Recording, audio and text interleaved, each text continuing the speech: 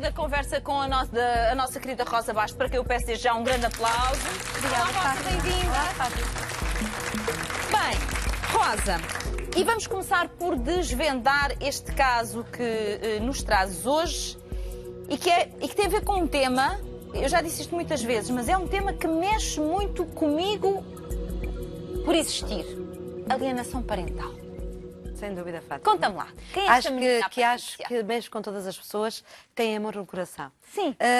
A nossa menina, a Patrícia, já é uma mulher feita, é uma psicóloga clínica. Já formada, não é? Já formada, já trabalha e é uma excelente profissional. Sim, sim, ouvi dizer não que é quer muito dizer, boa. Não quer dizer com isto, toda esta situação que aos 14 anos ela passou, os pais separaram-se quando ela tinha 14 anos e a partir daí ela começou a sofrer de alienação, ou seja, um dos progenitores, o caso a mãe, acabou por ser alienador, começou a causar-lhe medo, a criar conflitos em relação ao outro progenitor, portanto ao pai, e as estratégias que são criadas. Ou seja, quando há uma separação, há sofrimento para os pais e para os filhos. As crianças são, de facto, os que mais sofrem. Se uma separação não for bem orientada e bem acompanhada, e se os pais não tiverem essa maturidade, que às vezes também estão a passar pelo processo, às vezes não, passam pelo processo, também estão a sofrer, portanto, não têm essa capacidade. Por isso, eu digo, precisam de ser bem orientados psicologicamente, para que a mágoa não passe ao ódio. E quando a mágoa passa ao ódio, começa a haver muitos conflitos entre o casal e, obviamente, que depois os filhos vão ser as armas de arremesso, ou seja, a arma para a vingança. E há, efetivamente, nesta síndrome que é chamada alienação parental, há algumas estratégias horríveis que são utilizadas pelo alienador, pois vai fazer com que o seu filho ou filha que não consiga estar com o outro progenitor. Não quer o contacto. Não quer o contacto. Vai aproveitar várias estratégias, dizendo as datas dos aniversários para que não coincidam quando está com o pai ou com a mãe, sendo conforme o caso de quem é o alienado, e o alienado, que é a figura de vinculação que não vai poder estar com o filho. Ou nas alturas das visitas há qualquer desculpa que o filho está doente, a criança é isolada, não é capaz de poder ver uma das figuras de vinculação, que é aquela que está a ser posta de lado, e isso também aconteceu aqui com a Patrícia. A Patrícia gosta da mãe, gosta do pai, claro, e, obviamente, quer muito dar-se bem com a mãe. Ela acredita, pelo aquilo que me contou, e ela melhor do que eu para contar isso, que a mãe passou também por um processo muito difícil na separação. E, portanto, não estaria preparada, Fátima. E o que é certo é que lhe fez, usou estratégias que lhe causaram muito mal-estar e que até não poder ver o pai e não saber o que era realmente a relação com o pai. Bom, vamos então conhecer melhor o caso da Patrícia.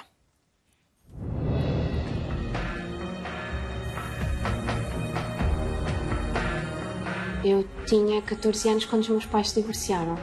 Esse processo foi muito complicado. A sensação que eu tenho e as imagens que eu me recordo e os sons que eu me recordo são de discussões, são de confusão, ou são de total afastamento dos meus pais. E com isso, sem querer, eu e o meu irmão acho que acabávamos por ser também um bocadinho invisíveis. Talvez eu tenha sentido, de facto, de alguma forma, abandono por parte do meu pai, porque a família deixou de ser como nós a conhecíamos e realmente não houve uma presença que se fizesse sentir. Eu não sentia, de facto, que o meu pai me procurasse.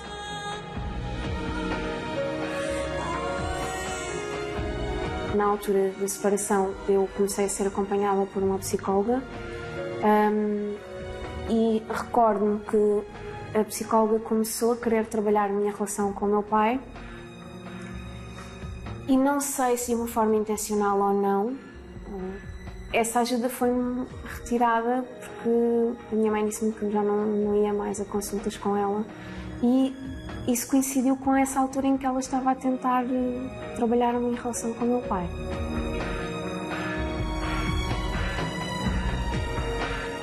Chegou uma altura da minha vida em que eu tinha medo do meu pai. O meu pai era um monstro. E, no entanto, se me perguntarem, não havia nada que acontecesse que me fizesse objetivamente sentir assim.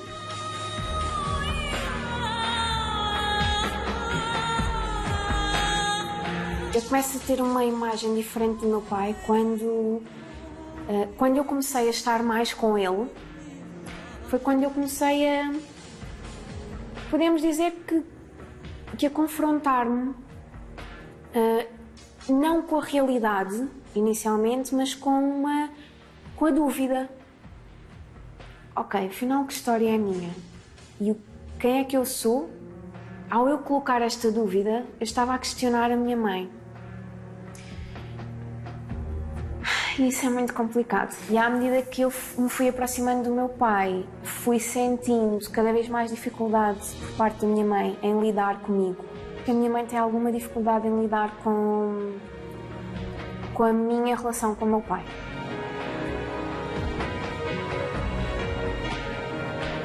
Esta história, em conjunto com outros acontecimentos, foi fazendo com que eu crescesse, para já, com a sensação de que não tinha lugar no mundo. Depois, com a sensação de que não mereço ser amada. O meu objetivo, neste caso, é precisamente reconstruir-me a mim, reconstruir a minha história, porque isso é possível. Eu quero acreditar que é possível.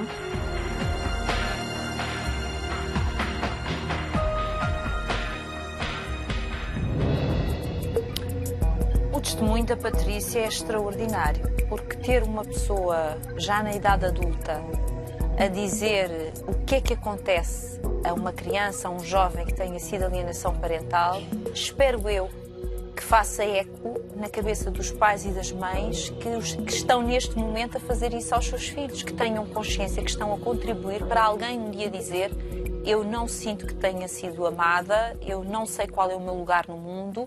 É esta a consequência. Eu digo isto muitas vezes. É esta a consequência do que o seu egoísmo está a fazer aos filhos. Não se dão conta pelo sofrimento que também estão a passar, Fátima. As pessoas que estão a passar por um divórcio, principalmente um divórcio litigioso, em que há muitos conflitos e há muitas zangas, muitas discussões. E depois os filhos têm que tomar um partido. Ou têm que estar do lado da mãe ou têm que estar do lado do pai. E isto para uma criança é de tal maneira prejudicial e de tal maneira maléfico que vai fazer com que esse adulto, esse jovem, essa criança ou jovem adolescente que vai se tornar um adulto com pouca estabilidade emocional, uma pessoa com desconfiança da própria essência, ou seja, eu nem sei se mereço ser amado porque os meus dois pais estão longe e não, estando perto estão longe porque não me conseguem amar, eu nem sei se mereço ser amado. O pai porque mesmo que quisesse se aproximar, a mãe não deixava que se aproximasse e às vezes, sabe, estas situações são difíceis de detectar. Eu vou dizer porquê, Fátima? Porque são entre quatro paredes. Não é visível para o exterior. Lá fora as pessoas vestem uma fachada e colocam uma máscara de muito bem, que a família está tudo muito bem, e dentro de casa os filhos têm uma chantagem emocional de tal ordem. Se gostas do teu pai ou se gostas da tua mãe, depende do caso, é porque estás-me a trair. Porque estás a defendê-lo a ele ou estás a defendê-lo a ela, é porque me estás a trair. Se a criança não tivesse e a criança não tem direito aos dois. Então ela vai crescer sentindo baixa de autoestima e, acima de tudo, muita instabilidade. Há em muitas das situações, nos piores dos casos, a purga emocional, que é uma das estratégias que muitas vezes o alienador faz isso, que é fazer com que o filho ou a filha não recorde os momentos felizes com o alienado, ou seja, com o pai ou a mãe que está a ser posto de lado. O facto, sim, perfeitamente. O facto da Patrícia ser psicóloga, porque ela é psicóloga, não é? Trabalha nesta área, atrapalha nisto?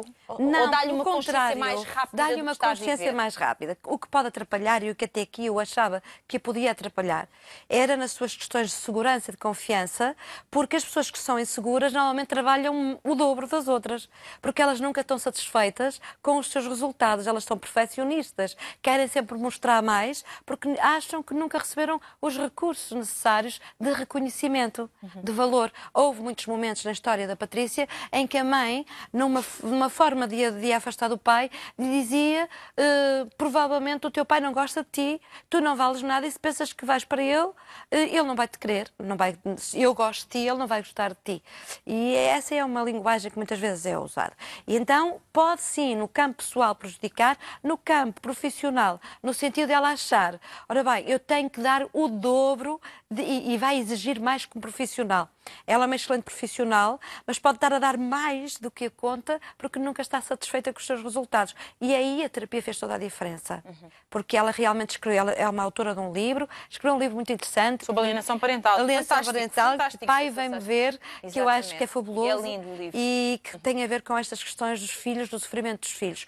É muito importante também dizer aqui, Fátima, que os maus tratos, é considerado maus tratos, esta questão da alienação parental, é maus tratos infantis. Completamente. E tem os seus castigos. Exatamente, exatamente. Bem, a doutora Rosa tem estado a trabalhar então este caso da Patrícia e nós fomos ver como é que correu a primeira consulta.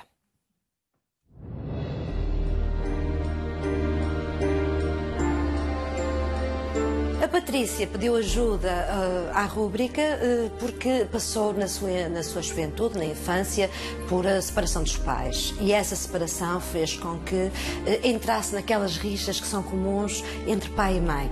O que é certo é que abalou, digamos assim, a sua autoestima desde então. Também a morte da avó naquela mesma altura foi a referência de colo dela que se perdeu. Também passou por bullying na sua infância, na escola. Portanto, foram muitos acontecimentos ao mesmo tempo.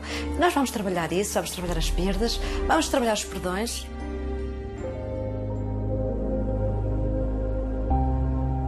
Vamos fazer uma técnica muito interessante, onde já vamos perceber onde há essa fonte de amor dentro de si. Aquilo que eu lhe quero pedir hoje é que imagine, use a sua imaginação. Imagine agora uma linda escada com 10 degraus. E lá no fundo do corredor tem uma porta que divide o tempo e o espaço. Eu vou contar de 1 a 3. Quando chegar a 3, enquanto deixa esse corredor calmamente e confortavelmente, eu vou levantar o seu braço, colocá-lo cá no alto em movimentos circulares. Assim que eu libertar o seu braço, ele irá ficar profundamente pesado. 1, 2, 3. Então agora o que eu lhe vou pedir é que simplesmente se dirija à porta e assim que eu contar novamente 1 a 3 a possa abrir para entrar num lugar muito seguro. 1, 2, 3. Procura onde está essa fonte. Com a sua mão, faça o movimento de como é que essa fonte flui. Deixa essa fonte fluir. E agora eu gostaria que, bem dentro de si, onde está aquela dor, onde está aquele sentimento que magoa, onde está aquela sensação que às vezes ainda a puxa para trás. Assim que eu contar 1 a 3, o seu dedo, o indicador de uma das suas mãos, vai ficar como um raio laser. E você vai recortar isso que anda no seu corpo, que bloqueia. 1, 2, 3. É o que está aí? Diga para mim, é o que é isso? Eu vou-lhe pedir que você se liberte disso agora, levando para essa fonte de amor. Coloque-a lá. Vamos abrir os olhos um pouquinho, espreguiçar o corpo. Sente-se bem? Está tranquila? E ela já aqui está. Olá, Patrícia. Bem-vinda. Com um bonito sorriso, diga-se de passagem. Patrícia, foram muitos anos até compreender o que estava a passar consigo. Sim, foram cerca de 16 anos. 16 anos? Sim. Mas é possível reconstruirmos a nossa história e eu acho que isso é o mais importante, não é? E sabermos procurar ajuda na altura em que nós precisamos de ajuda.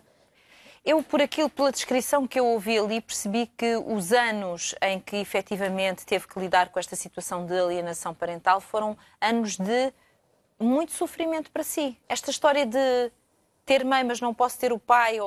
Isto foi sofrimento, não se traduz noutra palavra. É um grande sofrimento, era um grande sofrimento, sobretudo porque a determinada altura nós nem podemos ter o pai, nem podemos ter a mãe, porque também não temos segurança na relação nem com um nem com o outro.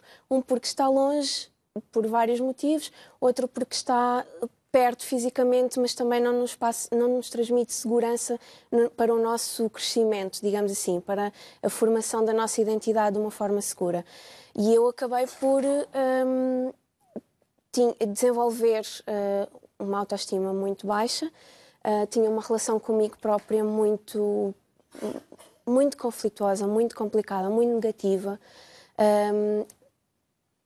A minha segurança e a autoconfiança eram baixíssimas, eu ia dizer mesmo nulas. Para além disso, tinha sempre a sensação de que não merecia ser amada.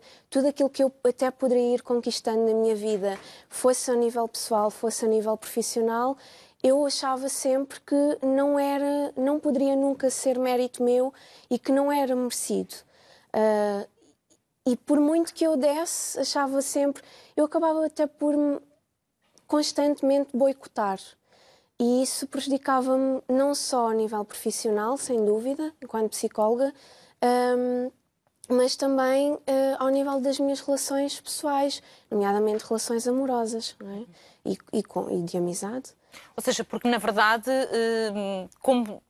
como cresceu habituada a ter que fazer escolhas nos afetos e essas escolhas nunca lhe davam a segurança suficiente, também nunca nada era seguro na sua vida. Não. Nada Isso era deve seguro. ser como... Se calhar a imagem não é muito boa, mas é quase como viver permanentemente num tapete que está elevado e que está sempre a balançar. Está a ver, não é um tapete no chão, que eu piso e sei, é chão. Não. Está a tentar equilibrar-se num tapete como se fosse um tapete voador. A sua vida devia ser mais ou menos isto. Sabe, Fátima, eu nem conseguia imaginar um tapete. Nem tapete quase existia. Era quase uma placa invisível que de alguma forma me segurava, mas que não tinha estabilidade em momento algum. Eu dizia muito, para mim própria sobretudo, que eu não percebia e achava que não tinha lugar no mundo. Bem, não fazia sentido ter lugar no mundo. Isso é muito É falta de forte amor. mesmo. Uma criança, quando no seu desenvolvimento, na sua aprendizagem para a vida, precisa ter bons modelos. Os pais são os modelos de uma criança. Por isso é que há uma idade de adulto, que é aos 18 anos. E mesmo assim, eles chegam aos 18 e os pais ainda estão lá para os cuidar e para os dar conselhos. Mas até aos 18 é a idade da identidade, da formação da pessoa. Se a pessoa não tem o recurso positivo de um pai dizer que bem que tu fazes isso, que orgulho que eu tenho em ti, minha filha ou meu filho, olha que maravilha que eu posso me orgulhar do que tu fizeste. Claro. Dar esses reforços. Se a criança não tem isto, o seu desenvolvimento vai ficar aquém. E Claro. vai ficar em prejuízo, como é óbvio. Habituada a estar comigo, eu vou-lhe pedir simplesmente que faça força, que carregue e olhe para mim, olhe para mim. Isso. Relaxa. E quanto mais relaxada fica, mais profundamente vai.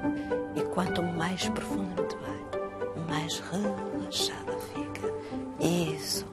Relaxa. E sempre atenta à minha voz. A minha voz é muito calma e tranquila.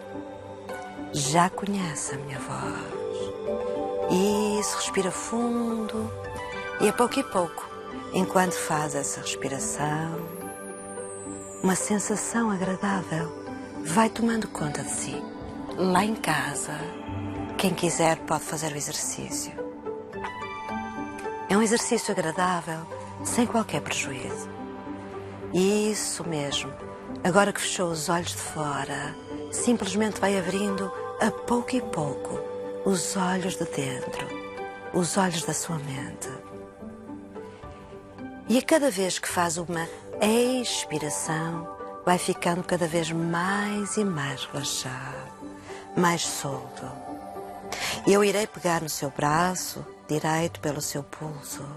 E assim que eu fizer, o braço vai ficar profundamente pesado, tão pesado quanto a sua mente precisa para entrar num estado apropriado de bem-estar. Não será a sua mente consciente que faz isso, apenas a mente inconsciente. Isso, 1, 2, 3. Isso, pesado, confortavelmente pesado, tão relaxado. E relaxa.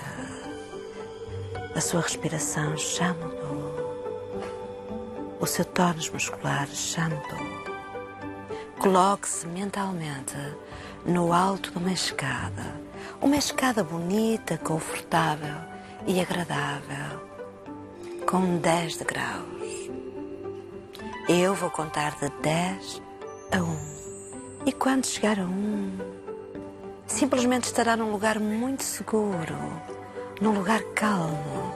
Eu gosto de chamar o templo da sua alma, o seu lugar seguro. 10. Apenas deixe acontecer. 9. Mais e mais profundamente. Isso mesmo. 8, 7, 6. Deixando acontecer. Mais solto. 6, 5, 4. Isso, mais um pouco. 3. Relaxa. 2, 1. Aí no fundo tem um lindo corredor à sua espera. Um corredor confortável em que se pode simplesmente deixar ir. Eu vou contar de 1 a 3 e quando chegar a 3 vai abrir a porta do tempo e do espaço.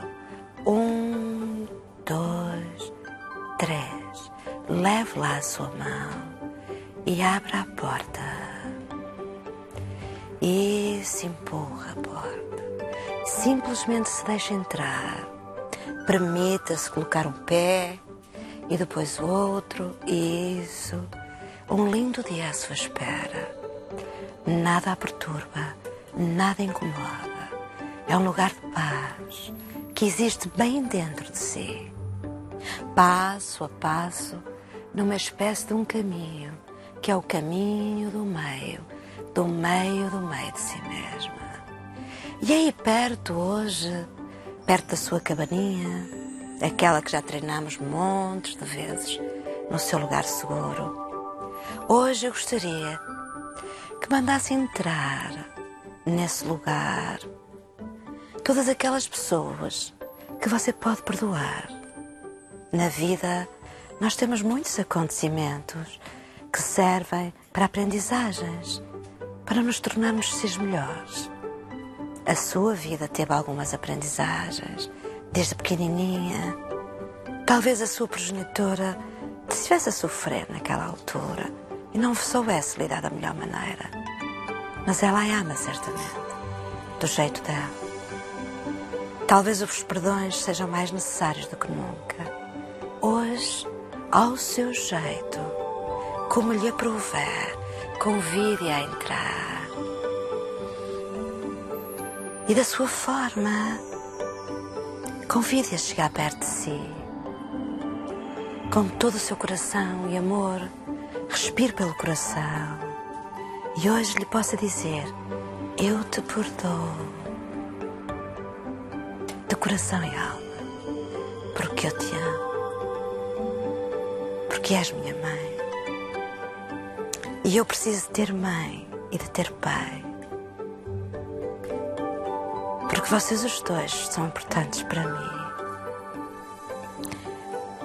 Dá-lhe um abraço se para si for agradável. Abraça a mãe se para si for agradável. Leva o abraço, leva. Leva abraço. Abraça a mãe do coração. Às vezes os filhos podem tanto ensinar os pais. Eu amo-te, mãe. Eu te perdoo. Porque eu sei que também me ama. Eu sou e serei sempre tua filha. Chama o pai. E abraça o pai. Isso, abraça o pai. Eu amo-te, pai. Vocês ambos são meus pais. E é com esse amor dos dois, que ninguém pode tirar, que vai voltar. Numa sensação de conforto e muito amor. Porque uma coisa ninguém lhe pode tirar, Patrícia, é o amor que sente por eles. E isso vou contar de 1 a 3, quando chegar a 3 vai voltando, com esse sentimento de amor e de união. 1, 2, 3. A seu tempo, dentro do tempo que tem e do tempo que nós temos, vai espreguiçar o seu corpo. E vai voltando. Está de volta? Que grande sorriso. Patrícia, como é que se sente? Conte lá, depois do trabalho que fez com a Rosa. Sinto-me... Já tenho lugar no mundo. Já o reconstruí. Ai, que bom. Sente-se apaziguada. Sinto-me muito mais leve, muito mais confiante, serena, segura. E curioso, sabe, Fátima, ela atende crianças, é psicóloga clínica, atende adultos, mas atende crianças. E ela entende isto melhor do que ninguém. Ai, tenho a certeza. Eu sempre digo que um terapeuta, se nunca passou por nada, não vai saber compreender os seus pacientes. Quem já passou por alguma coisa e que esteja resolvido, quem não está resolvido não atende ninguém, esteja resolvido, é a melhor pessoa para compreender os outros. E a Patrícia deve sentir isso. Sim, Ela vai saber compreender tudo muito melhor daqui para a frente, não é, Patrícia? sem Portanto, dúvida. hoje já é possível olhar para a vida de outra maneira. Já, sem dúvida. E para os seus pais também. Sem dúvida. Com Para os dois. com esta capacidade de perdoar, esta compaixão, Sim. que eu acho que é importante nós termos. Sim. É isso que é reconstruir a nossa história. não É mesmo, é mesmo. E às vezes as pessoas não dão o devido valor a estas duas coisas, É verdade. ao perdão e à compaixão. Mas elas fazem-nos muita falta na vida. Sem dúvida Dá nenhuma. diferença. Patrícia, muitas felicidades. Tudo bom. Obrigada. Rosa cá te espera. Acho que à vontade. Exatamente. Um grande aplauso para a Rosa também.